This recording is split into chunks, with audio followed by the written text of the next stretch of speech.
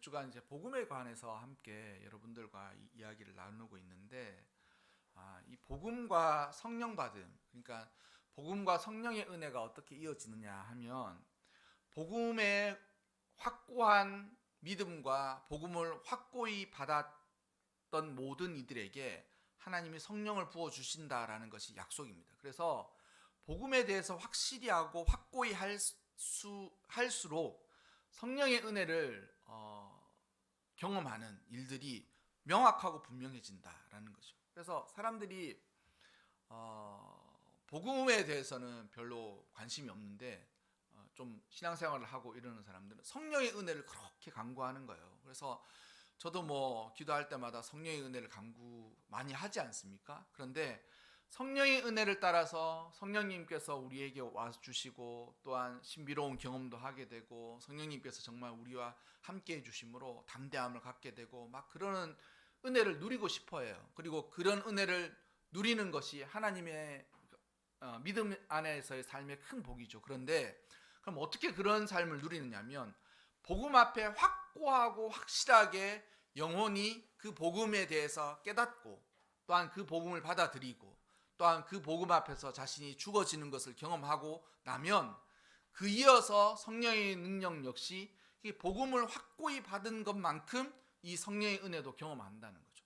경험한다는 거. 그 사람이 뭐 다 그런 건 아닌데, 고난을 많이 경험했던 사람일수록 담대함을 가지는 것이 일반적이지 않습니다. 그다음에 뭐냐면, 고난을 많이 겪잖아요. 그럼 사람이 어떻게 되냐면, 이렇게 사람이 쪼그라들어요. 그래서 조그만 일에도 그렇게 걱정이 되는 거예요. 왜냐하면 인생을 살아가는 동안 어려운 일을 많이 경험하면 많이 경험할수록 사실 이게 육체적으로 보면 강해져야 되거든요. 그러니까 그 선수들이 훈련하는 게 그거잖아요. 선수들이 인생에 훈련을 하는 그 일에 열심히 훈련의 강도가 세면 셀수록 시합에 나가서 잘하거든요.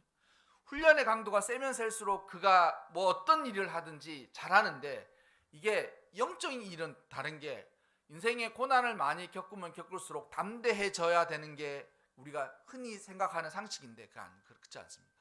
고난을 많이 겪는 사람일수록 고난에 이런 말씀을 진절머리를 내는 거예요. 그래가지고 조금만 삶이 위태하고 불안해도 너무 힘든 거예요. 옛날 생각이 나가지고. 우리가 그걸 그래서 사람들이 흔히 이야기하는 트라우마라고 하지 않습니까? 트라우마라고 그러는 거예요. PTSD라고 하는 거예요. 누구한테 한 대 두들겨 맞았는데 누가 손만 들어도 막 그 고통이 찾아오는 것 같은 느낌을 갖는 거예요. 우리가 삶을 살아가는 동안 이게 희한하게도 사람의 마음이 고난을 당하고 어려움을 당할수록 이게 트라우마라든지 고난에 대한 어떤 지긋지긋함, 이런 일들이 막 생긴다는 거죠.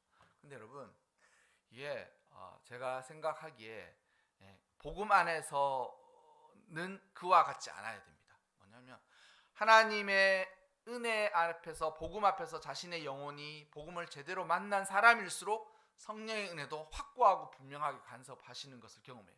그런데 보면 이게 복음을 어떤 사람은 귀로 듣고, 어떤 사람은 머리로 듣고, 어떤 사람은 마음으로 듣고, 어떤 사람은 그 자신의 인생으로 듣거든요. 근데 삶을 따라 하나님께서 베풀어 주신 복음의 앞에 확고하고 분명하고 명확하게 듣고, 자신의 영혼이 주님 앞에 이렇게 부복되는, 자신의 영혼이 주님 앞에서 완전히 납작 엎드러지는 일을 경험할수록 이 성령의 능력과 은혜도 확고하고 명확하게 경험한다는 것이 제 생각인 것 같아요. 그래서 하나님을 우리가 늘 경험하고 체험하고 하고 싶지 않습니까? 그 사람 보면 당신이 복음 앞에서 어떻게 부복되었느냐, 하나님 복음 앞에서 어떻게 자신이 완전히 하나님을 경험했느냐에 따라서 성령의 은혜도 그와 같은 거예요. 꼭 그런 건 아닌데, 뭐 인생을 살다가 그럴 때가 있지 않습니까? 이렇게 눈으로 배울 때가 있고, 귀로 배울 때가 있고, 입으로 배울 때가 있고 마음으로 배울 때가 있고 삶으로 배울 때가 있거든요. 그러니까 이게 아이들이 그래요. 지금 아이들이 공부하는 공부가 다들 이제 눈으로 배우는 것들이 있지 않습니까? 눈으로 배우고 머리로 배우는 것들이 있잖아요. 그런데 눈으로 배우고 머리로 배운 것들은 눈으로 배우고 머리로 배운 것들만큼만 삶의 역할을 주는 거예요. 근데 마음으로 배우고 삶으로 배우면 그 삶과 마음에 그 배워진 것처럼 삶에 확 체득되는 거예요. 체득되는 거예요. 그래서 성령의 능력과 은혜를 따라서 살아가고자 하는 모든 사람들에게 정말 제가 간절히 바라는 것은 복음 앞에 온전히 부복되어라. 하나님의 복음이 무엇인지에 대해서 진지하게 깨닫고 그 복음의 능력이 앞에서 자신이 엎드러지고 주님을 진실되이 만나는 것이 꼭 필요하고 그것만큼 그 사람의 인격과 마음 그리고 성령의 능력이 그의 삶을 통해서 나타난다라는 거죠. 하나님을 확고히 만났는데 하나님 부인할 수 있겠습니까? 절대 그럴 수 없어요. 물론 많은 이단들과 한때 믿음 안에서 살았으나 하나님을 배반한 사람들이 있을 수는 있으나 대체적으로 하나님을 확고하고 명확하게 만났는데 하나님을 부인한다? 그럴 수 없죠. 그럴 수 없어요. 그래서 하나님이 우리를 사랑하는 것은 우리가 하나님을 사랑하는 것은 내가 하나님을 붙들고 있는 게 아니에요. 내가 하나님을 사랑함으로 하나님이 나를 붙드시는 거기 때문에 난 사랑하고 싶지 않은데도 사랑하고 싶어지지 않는 거예요. 사랑하고 싶어지지 않는 거예요. 그 연애 때 제가 늘 하던 말이 있습니다. 늘 하던 말이 뭐냐면 나는 항상 약자다. 나는 항상 내가 당신을 더 사랑하기 때문에 나는 항상 약자다. 그래서 다 져주는 거예요. 다 져주는 거예요. 이거 하고 싶지 않은데 이거 하자. 그러니까 사랑하는 마음 때문에 내가 약자인 거예요. 사랑하는 때. 내가 사랑하기 때문에 내가 약자가 되는 거예요. 근데 사랑도 그래와 같아. 우리가 하나님 사랑하는 게 아니에요. 우리가 하나님을 사랑하는 그 사랑에 우리가 사랑하는 그 사랑으로 하나님이 우리를 붙드시기 때문에 우리는 하나님을 사랑하지 않을 수가 없어요. 사랑하지 않을 수가 없어요. 부모가 되면 그렇지 않습니까? 자식들이 하는 짓들 중에 아주 그냥 생각하기에 괘씸할 때도 많고 이게 부모한테 이렇게 해야 되나 할 수 있나 이런 생각이 들 때도 있는데 차마 그 사랑을 놓지 못하잖아요. 차마 그 사랑을 놓지 못하지 않습니까? 그거와 맞는 거예요. 그거와 맞는 거예요. 오늘 제가 왜 성령의 복음과 성령에 대해서 먼저 말씀을 드리냐면 오늘 우리가 읽었던 본문에 보면 그가 와서라고 되어 있는 그가라고 되어 있는 이것은 이제 주님이 돌아가신 이후에 보내어 주실 하나님의 놀라운 섭리 아래서 성령님을 지칭하는 거예요. 그래서 성령님께서 세상에 오시면 어떤 일이 일어나느냐? 세 가지에 관한 세 가지를 이 세 가지에 관해서 세상을 심판하실 거다. 책망하신다. 이렇게 되어 있습니다. 뭐냐면 죄와 의와 심판에 대해서 이 세 가지에 관하여 세상에서 잘못되어져 있는 모든 것들을 하나님께서 책망하고 그에 대한 정죄를 이루고 난 이후에 모든 오류를 바르게 하실 것이다 라고 되어 있는 거예요. 그래서 죄에 대해서 세상이 잘못 알고 있는 것들을 책망하시고 정죄하신 이후에 바로잡게 하신다는 거예요. 의에 대해서 세상이 바로 알지 못했던 것들을 성령님이 오시면 그가 그것에 관해서 책망하시고 정죄하시고 바로잡는다는 거예요. 심판에 관해서도 잘못 알고 있었던 것을 책망하시고 정죄하시고 바르게 하신다. 근데 이제 오늘은 제가 죄에 관해서 함께 여러분들과 이제 이야기를 나누려고 합니다. 세상에 기독교에서 이야기하는 죄는 도덕적이고 윤리적인 죄가 아니에요. 기독교에서 말하는 죄는 죄인입니다. 이렇게 얘기할 때 당신이 지금 법적으로 잘못했다 해서 도덕적으로 나쁜 짓을 하였거나 국가에 사지 말라는 그 법을 어긴 게 아니에요. 거기 어긴 게 아니에요.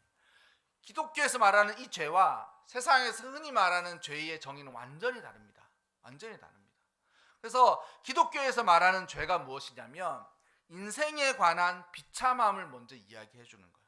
인생에 관한 비참함을 이야기. 죄의 비참함을 먼저 깨닫게 하고 그 죄에서 모든 사람들이 벗어나고자 하시는 것이 하나님의 마음이라고 이야기해 주는 거예요. 그죠? 근데 이 이야기를 먼저 하기 전에 한번 생각해보세요. 사람들이 우리 인생이 모두 죄인이기 때문에 비참한 인생을 살아갑니다. 이 이야기를 듣고 싶어 하지 않죠. 왜냐하면 우리가 어떤 생각을 하냐면 사람이 죄인이기 때문에 사람의 죄의 비참함에서 허우적거리면서 살아가다가 어쩔 수 없이 그 죄의 결과를 모두 받게 되어 있다라는 것이 성경이 이야기하는 거거든요. 그럼 죄 지은 사람이 어떻게 비참하냐라고 이야기할 때 사람들이 죄를 지은 사람의 상태, 죄를 지어서 그렇게 살 수밖에 없는 인생들을 이야기를 다 해주고 나면 사람들이 그래요. 그러면 우리가 그렇게 비참하면 우리가 좀 더 열심히 살면 되지 않겠습니까? 열심히 살면 되지 않겠습니까? 그렇게 생각하는 거예요. 뭐냐면 사람이 그렇게 악하다 그러면 아주 법을 강력하게 만들어 가지고 조금만 잘못해도 법의 테두리에 벗어나지 못하게 법을 아주 강력하게 만들고 그리고 그 법의 테두리 안에서 사람들이 살아갈 수 있을 때 아주 편리하고 이렇게 복지적으로 살아갈 수 있는 세상을 만들어 가면 되지 않습니까? 정치인들이 다 그거 하자고 이야기를 하는 거예요. 싱가포르 가보진 않았는데 여러분, 싱가포르 항공에서 그 비행기에서 딱 내리면서 안내 방송이 들리는데 그 어떤 방송 들리냐면 싱가포르는 아주 강력한 법을 집행하는 곳입니다. 여러분의 행동에 매우 유의하시기 바랍니다. 그러면서 스튜디오스가 혹시 껌 갖고 계신 분 지금 다 반납하세요 이렇게 얘기하는. 껌 갖고 계신 분. 싱가포르에서 껌 씹다가 걸리면 8만 원이에요. 껌 씹다가 걸리면 그 뱉지도 않아요. 껌을 씹는 것 자체가 불법인 거예요. 그러니까 싱가포르에는 거리 바닥에 껌이 하나도 없죠. 거리 바닥에 하나. 심지어는 여성을 성희롱 하잖아요. 그러면 두들겨 팹니다. 기계를 만들어 가지고 우리가 흔히 사람 두들겨 패는 형벌을 태장이라고 얘기하잖아요. 지금도 두들겨 패요. 그래가지고 기계를 정확하게 만들어 가지고 사람이 보편적으로 견딜 수 있는 정도의 힘을 딱 정해 놓은 거예요. 그래서 사람이 두들겨 패면 아침에 그 두들겨 패는 망나니 같은 사람이 아침에 술도 덜 취하고 덜 깨고 마누라랑 싸우고 오면 어떡하겠습니까? 그건 뭐 조질 거 아니에요. 예전에 한번 누가 그러는데 그런 일이 거의 없는데 경범죄를 여러 번 반복해서 같은 것을 계속 이제 벌금 안 내고 그러면 법원에서 불러요. 법원에서 딱 불렀는데 자기도 이제 잘못한 게 있어. 법원에서 가가지고 왁했는데 판사가 그날따라 아침에 출근하면서 마누라와 대판석을 싸움하고 판결이 나온 거예요. 그러니까 이제 씩씩대는 거지. 씩씩대는데 게다가 그렇게 짜증도 나 있는데 경범죄를 여러 번 이렇게 한 사람한테 딱 하는데 왜 이렇게 했냐고 그러니까 그 사람도 마음이 좋지가 않죠. 뭐 내가 그러려고 그랬냐고 하면서 판사한테 맞대가리를 좀 한 거예요. 판사가 막 화를 내면서 당신 일단은 이걸로 고쳐질 것 같지가 않으니까 당신 법이 허용할 수 있는 최고형을 당신 지금 당장 구류시킨다 이렇게 된 거예요. 사실 그 몇십만 원, 몇백만 원 내고 나면 끝나는 건데 그렇게 하는 거예요. 이게 싱가포르에서 사람을 만약 여성을 성희롱하다가 걸리잖아요. 그러면 정확한 힘을 주는 기계에다 집어넣고 사람 두들겨 패버리는 거예요. 그러니까 함부로 말 못하죠. 아가씨들은 여자든 함부로 말 못해요. 껌 씹을 수 없어요. 껌 씹을 수 없어요. 뭐 잘못하면 그에 대한 대가를 혹독하게 치르게 하는 거예요. 혹독하게 치르. 그리고 사람들이 대부분 되게 부러워하는 나라가 어디냐면 북유럽에 있는 그런 나라들이거든요. 스웨덴 같이 복지가 아주 잘 돼 있는. 평생 그 나라에 태어난 사람 굶어 죽을 일이 없습니다. 그 사람이 돈이 없으면 돈을 국가에서 지원해주고 그 사람이 늙어 죽을 때까지 편안하게 살 수 있도록 해줍니다. 근데 여러분 그렇게 한다고 인생의 비참함이 없어질까요? 절대 그렇지 않습니다. 여러분 생각하기에 내가 돈만 좀 있으면 비참함에서 다 벗어나고 행복하게 살아갈 수 있을 것이라고 생각하겠지만 절대 그렇지 않아요. 가만히 생각해 보면 돈 있는 사람들 역시 비참함에서 벗어날 수 없다는 것을 돈 없는 사람들은 모르지만 돈 있는 사람들은 알 수 있는 거예요. 돈 있어도 인생 사는 게 쉽지 않다. 쉽지 않다. 그리고 이런 이야기를 하면 그러면 포기하면서 삽시다 목사님. 그냥 뭐 인생이 다 그렇죠. 뭐 태어났으니까 내가 원해서 태어난 것도 아니니까 그냥 인생 그렇게 사는 거죠. 어렵고 어려울 때는 술 한잔 마시고 힘들면 춤 한번 추고 그러면서 인생 살아가는 거 아닙니까? 그래서 삶이 그냥 그런 거라고 다 받아들이고 그냥 이렇게 되면 이렇게 되나 보다. 저렇게 되면 저렇게 되나 보다. 그렇게 살아가면 안 되겠습니까? 라고 이야기하지만 그렇게 살아가면 안 돼요. 인생 그렇게 살아가면 안 돼요. 기분 좋을 때는 헤헤 거리면서 술도 마시고 춤도 추고 이렇게 살아가다가 인생이 절망 가운데 빠져들면 이게 인생이 뭐야 이러면서 또 술 마시고 난리치면서 살아가면 되지 않습니까? 성경이 그 요구하지 않아요. 여러분 누구든지 복음에서 하나님이 요구하시는 것이 무엇이냐면 모든 인생이 벗어날 수 없는 죄의 비참함을 깊이 깨달으라. 복음이 복된 소식이긴 하지만 너희들한테 무차별적으로 좋은 일들만 생길 거야. 예수 믿으면 잘 되고 자식들이 복 받고 없던 돈이 생기고 하는 일이 다 잘 되고 이럴 수 있을 거야 라고 그 복음이 그렇게 얘기하지 않고 죄의 비참함을 먼저 진실되이 진솔되이 그리고 명확하고 분명하게 깨닫게 해주는 거예요. 복음의 빛이 비추면 그 복음의 빛을 받아들이는 모든 인생이 그 빛 앞에서 내가 얼마나 더러운 인생이고 비참한 삶을 살아갈 수밖에 없는지를 깊이 깨닫는 거예요. 깊이 깨닫는 거예요. 그래서 인생이 어렵고 힘들 때 주님을 찾게 되고 또한 주님이 그런 사람들을 만나 주셨잖아요.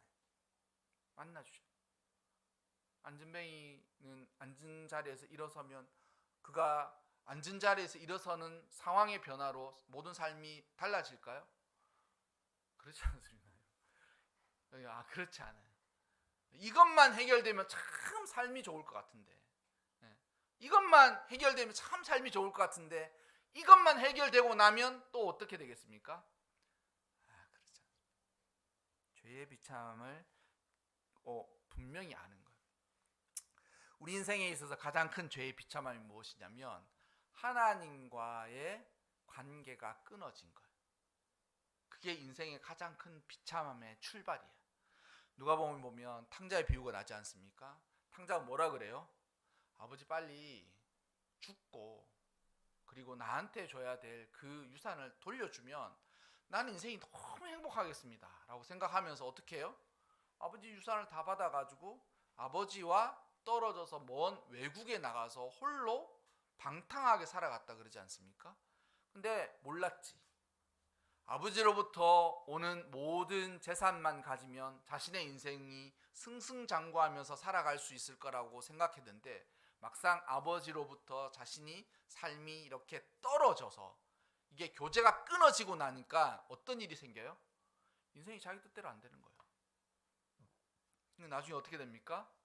돼지들이 먹는 쥐염 열매를 먹으면서 자신의 생명을 구가할 수도 없는 그런 상황에 속하는 거예요. 이 바로 탕자가 모든 죄 아래 있는 인생들의 모습이에요. 하나님하고 교제가 다 끊어지면 내 인생 내 뜻대로 막 잘 살 수 있을 것 같은데 살아보십시오. 나이가 드신 분들은 한번 생각해 봐야 돼요. 내 인생을 어떻게 살았는가. 그래서 하나님 없이 내 인생을 잘 살 수 있을 것 같지만 판단 미스가 너무 많아요. 이것도 안 되고 저것도 안 되고 이리 가니 이기 막히고 저리 가면 저리 막히고 막 인생을 정신없이 살다가 이제는 인생이 이런 거구나 라고 하면 몸이 고장나기 시작하는 거예요. 여기저기 아프고 이것 때문에 안 되고 저것 때문에 안 되고 다 없어서가 아니라 하나님과의 교제가 끊어진 삶을 살면 그렇게 살아갈 수밖에 없다라는 거예요. 하나님 없이 살면 이게 너무 중요한 시작이 된다는 거예요. 하나님 없이 사는 것이 인생에 있어서 가장 큰 비참함이에요. 하나님 없이 사는 게. 그리고 하나님 없이 살다 보면서 사람들이 하나님 없이 살아도 좋지 않나 이렇게 생각하지만 인생이 그렇더라고요. 하나님 없이 살면서 우리가 느끼는 가장 공고한 게 뭐냐면 외로움이야. 나 혼자다 이런 생각이 드는 거예요. 결혼해도 남편을 자꾸 남의 편이라고 남편이라고 얘기해 주는 거 아니에요? 내 마음도 못 알아준다는 거죠. 내 마음도 못 알아서 자꾸 남의 편이라고 얘기하는 거예요. 근데 인생이 하나님 교제 바깥에 있으면 필연적으로 찾아오는 게 뭐냐면 자신의 홀로 쓸쓸함과 고독감이 확 밀려오는 거예요. 왜 그러냐면 우리의 영혼은 하나님의 형상을 따라 만들어졌기 때문에 하나님과의 교제와 참 은혜 안에서 그 교제를 누리는 동안만 자기 자신이 자기 자신의 본연의 모습을 잘 구현할 수 있는 거예요. 근데 하나님 없이 딱 교제가 끊어지면 어떻게 돼요? 그 마음이 그런 거예요. 쓸쓸하다, 외롭다. 그래서 사람들이 자꾸 그런 얘기하는 거예요. 인생 뭐 별거 있냐고, 혼자 왔다 혼자 가는 거라고. 복음이 그렇게 얘기하지 않습니다, 여러분. 세상에서 그렇게 이야기하지만 복음은 그렇게 이야기하지 않는 거예요. 근데 왜 사람들이 그렇게 느끼느냐? 복음 바깥에서 하나님과의 교제가 다 끊어지고 나니까 자신의 마음 안에 하나님과의 교제 사이에서 충만하고도 은혜로운 그러한 모든 사람들이 다 끊어지고 내 삶은 내가 열심히 인생을 살아갈 수밖에 없다라고 그렇게 생각하는 거예요. 그렇게 생각하는 거예요. 이게 너무 비참하지 않습니까? 하나님 나를 돌보지 아니하신다. 하나님 나와 함께 해주지 아니하신다. 하나님 내 인생을 돌아보지 아니하신다. 하나님 나의 영혼을 귀히 보지 아니하신다. 하나님 내 영혼을 사랑해 주지 아니하신다. 하나님이 나를 아주 소중하게 그리고 내 삶을 집중해서 보지 아니하신다. 그러면 이 인생이 내가 열심히 살아야 돼. 공부도 열심히 하고 돈도 열심히 벌고 뭐 잘하고 막 그렇게 살아가야 된다라고 하는데 그 인생의 결말이 인생이 갖고 있는 쓸쓸함과 고독함이에요. 그래서 죄의 비참함을 먼저 깨닫게 하시되 그 비참함 중에 첫 번째 죄의 비참함이 무엇이냐면 하나님하고 교제가 끊어진 삶을 살아요. 그래서 복음 앞에 내가 하나님 없이 살아가려고 그렇게 애쓰고 발버둥 쳤는데 그게 잘못이었구나 라고 생각하고 하나님하고의 교제가 끊어진 그 교제를 다시 잇는 것이 하나님이 복음을 통해 우리에게 요구하시는 거예요. 요한복음 15장 6절에 보면 뭐라고 되어 있냐면 이렇게 포도나무 가지 비유를 하시면서 뭐라고 그렇게 얘기했어요. 예수님이 내 안에 거하지 아니하면, 그러니까 예수님께서 사람들에게 내 안에 거하지 않는, 예수님 안에 있지 않는 모든 가지들을 밖에 버려져 마르나니, 그러니까 예수님 안에 있지 않는 모든 인생이 어떻게 됐냐면 끊어진 가지야. 포도나무 이렇게 가지 쫙 퍼지잖아요. 근데 그 포도나무 가지가 다 이어져 있기 때문에 생명을 누리는데 그게 끊어져 있는 거예요. 끊어진 가지와 똑같은 거예요. 끊어진 가지가 어떻게 되겠습니까? 금세 마르는 거예요. 포도나무가 쫙 펴져 있는데 딱 가지 보고 가지가 왜 저렇게 생명력이 없지라고 하면 벌써 끊어진 가지. 그 끊어진 가지를 어떻게 하겠습니까? 전지해가지고 바깥에 버리는 거예요. 예전에 포도농사를 그렇게 지었어요. 끊어져서 생명력을 잃어버린 가지는 다 잘라서 바깥에 버리는 거예요. 그래서 어떻게 한다 그랬어요? 모아 불에 던져 사르느니라. 하나님과의 교제하지 않는 인생 이와 같은 거예요. 하나님으로부터 은혜와 하나님의 무한하신 사랑을 공급받지 않는 인생이 가지가 끊어진 포도나무와 같고 그와 같은 인생들에게 주어진 결론이 모아 불에 던져 사르느니라. 그게 되어 있다는 거예요. 여러분, 우리 모두 하나님과의 사랑 안에서 삶을 살아가지 않는 인생들에게 주어진 결말이 이거예요. 쓸쓸함, 외로움, 고독함. 인생을 살아봐야 내 뜻대로 되지도 않고 어떻게 살아가야 될지도 모르고 내가 이렇게 힘들고 어려울 때 도와주는 사람도 없고 나 혼자서 살다가 나 혼자서 죽는 게 인생이구나 라고 생각하는 것이 죄에 매여 있는 인생의 비참함이야. 근데 주님께서 뭐라고 이야기하세요? 그 인생의 비참함을 깨닫고 주께로 복음을 듣고 돌아와 주님과의 사랑과 교제를 다시 회복하자는 거죠. 하나님, 제가 하나님 뜻대로 살아가지 않으려고 했고 하나님 없이 살아가려고 했고 하나님과 상관없이 내 인생을 내 뜻대로 살아가려고 했는데 그게 죄였는지 몰랐습니다. 그리고 이제는 그렇게 살아가지 않겠습니다. 하나님과의 교제가 이어지고 다시 생명을 누리고 하나님과의 교제 안에서 풍성한 삶을 살아가겠습니다라고 생각하는 것이 바로 복음의 은혜예요. 성령님께서 그 일을 행하신다는 거죠. 죄를 짓고 난 아담과 하와가 어떻게 됐습니까? 하나님께서 아름답게 만들어둔 에덴 동산에서 어떻게 해요? 쫓겨났어요. 쫓겨나면 그냥 쫓겨나는 걸로 끝나겠습니까?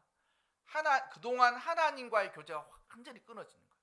에덴 동산에 죄를 지었을 때 마지막으로 그들이 하나님을 만났을 때가 언제였습니까? 하나님을 만났을 때가 죄를 짓고 난 직후에 항상 그랬듯이 저녁마다 주님과의 교제하는 그곳에 나타나지 않은 거예요. 아담과 하와가 범죄하고 난 이후에 항상 저녁 무렵이 되면 하나님과의 교제가 있었거든요. 그래서 제가 여러분들한테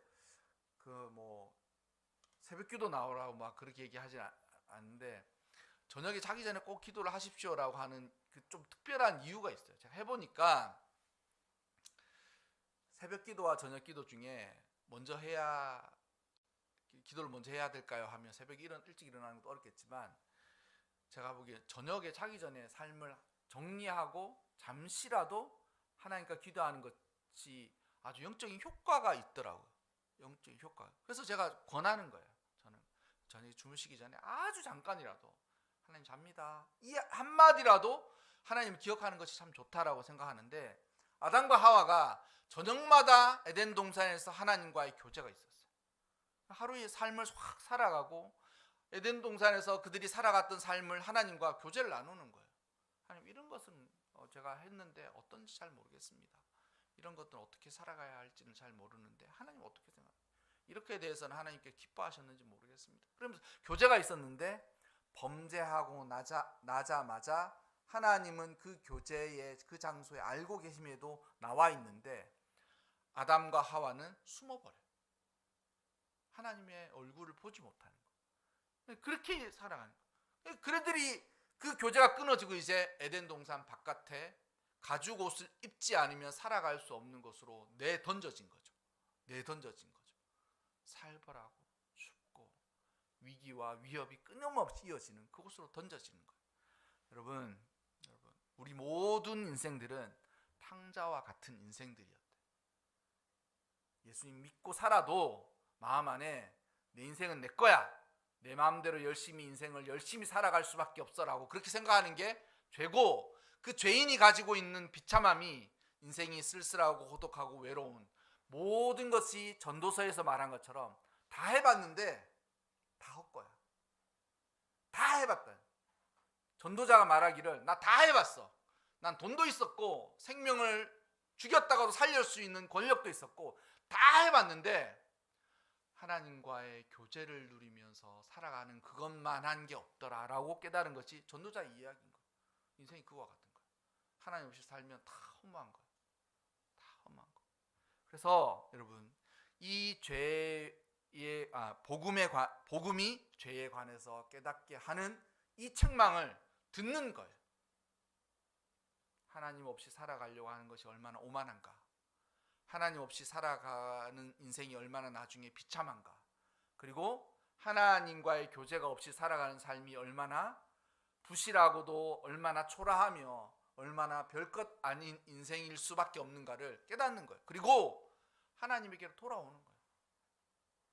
하나님과 더불어서 예수 그리스도 안에서 살아가는 것만이 참 생명을 누리는 삶이구나를 깊이 깨닫고 그 삶을 살아가는 것이 오늘 이 본문이 이야기하는 거예요. 여러분, 오늘 설교 몇 주간을 제가 계속 하려고 하지만 꼭 인생을 돌아보시면서 복음을 듣기 이전에, 복음을 너무 성급한 복음만 듣기 이전에 복음이 가르치는 바를 차근히 깨달아 가야 돼. 그래서 복음의 빛이 우리에게 비치면 세상이 살만한 것 같아. 그렇게 먼저 가르치지 않아요. 죄에 대해서 깊이 다루신다는 거죠. 네가 인생이 죄인이라는 걸 네가 스스로 깨닫냐? 그래서 삶을 살아보면 되지 않습니까? 인생이 그렇지 않아요. 뭐 불교의 말이긴 하죠. 인생이 고해다. 그래서 절반은 정말 사실입니다. 살아보면 다 힘들고 어렵다 그러는. 은혜 받은 사람을 제외하고 모든 인생이 깨닫는 게 뭐냐면 삶은 너무 고통스러워. 네, 그런 거예요.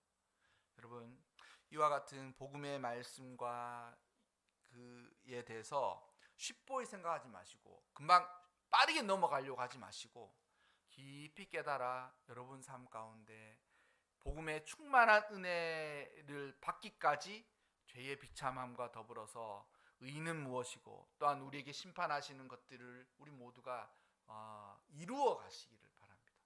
그래서 인생이 얼마나 자기밖에 모르고 인생이 얼마나 악하고 우리의 마음이 얼마나 추하며 또한 인생이 선한 것이 하나도 없다라는 것이 무엇인지에 대해서 깨닫고 어떻게 여기서 벗어날 수 없는 우리의 인생이 벗어날 수 있는지를 깊이 깨달아서 우리 모두가 성령의 놀라운 은혜와 예수 그리스도 안에 있는 충만한 사랑과 하나님과의 진솔되고 친밀한 교제가 이어져 가는 삶을 살아가시기를 주님의 이름으로 축원합니다.